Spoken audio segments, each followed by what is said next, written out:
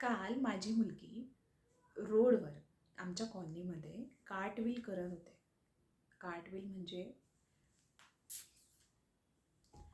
आता ते करत असताना आजूबाजूच्या काही मुली जमा झाल्या आणि त्यातलीच एक मुलगी तिच्या आईशी बोलली, आई बघ ना गं, तिने तर जास्त प्रयत्न पण नाही केले, ती रोज किती मस्त करते, मी तर रोज प्रयत्न करते तरी मला जमत नाही आहे.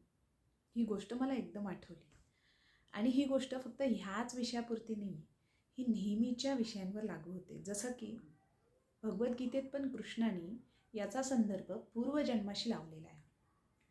म्हणजे पुनर्जन्म म्हणजे प्रत्येक आत्मा ज्यावेळेस नवीन जन्म घेते त्यावेळेस ती जे पहिलीच्या आधीच्या जन्मातले जे संस्कार आहेत ती कॅरी फॉरवर्ड करत असते. म्हणजे काही हॅबिट, काही संस्कार हे आपली सोल आत्मसात करते. सोल, ब्रेन नाही, सोल. आपल्या सोलवर काही योग, काही संस्कार, काही सवयी, काही गोष्टी ह्या आपण इतक्या आत्मसात करतो ना की दुसऱ्या जन्मामध्ये ज्यावेळेस आपण जन्म जरी बदलला तरी त्या गोष्टी आपण आत्मसात केलेल्या असतात आपल्या सोलनी. त्यामुळे त्या लगेचच आपल्याला काहीही प्रॅक्टिस न करता, काहीही श्रम न घेता, ना मेहनत घेता त्या लगेच आत्मसात होतात.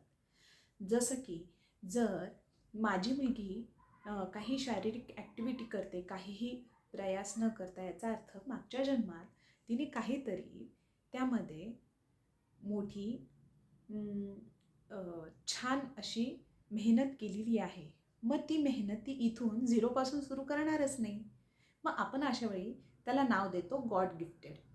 गॉड गिफ्टेड नाही, तसं नाही म्हणता येणार, गॉड गिफ्टेड नाही.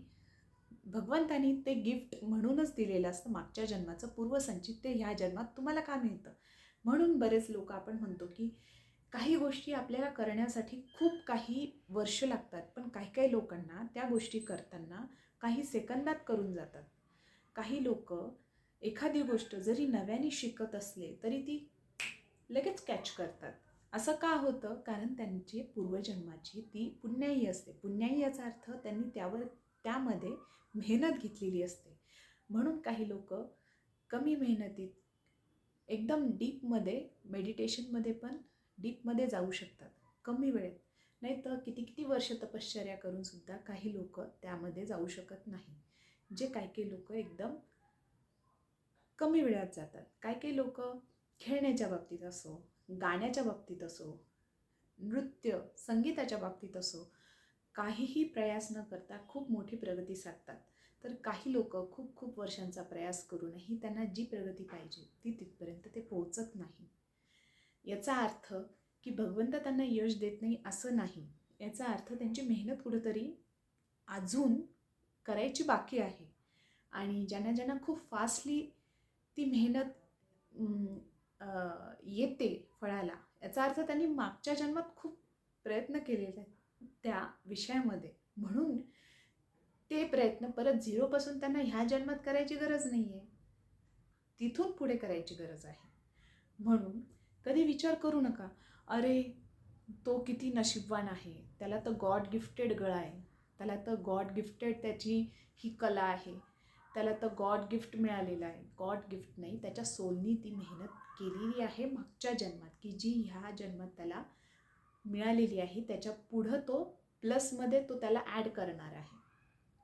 तुमच्या आत्म्याला वेगळा प्रवास आहे, त्याच्या आत्म्याचा वेगळा प्रवास आहे. आज माझा आवाज थोडासा चांगला असू शकतो, पण असं थोडी आहे प्रत्येक विषयामध्ये मी चांगलीच असेल.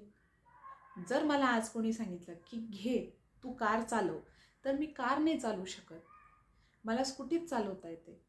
जर तुम्ही मला विचारसाल की आज तू संभाजीनगरवरून वाशिमला जा किंवा पुण्याला जा, तर मी नाही जाऊ शकत. कारण रस्त्याचा आणि माझा काही एक कनेक्शन नाही.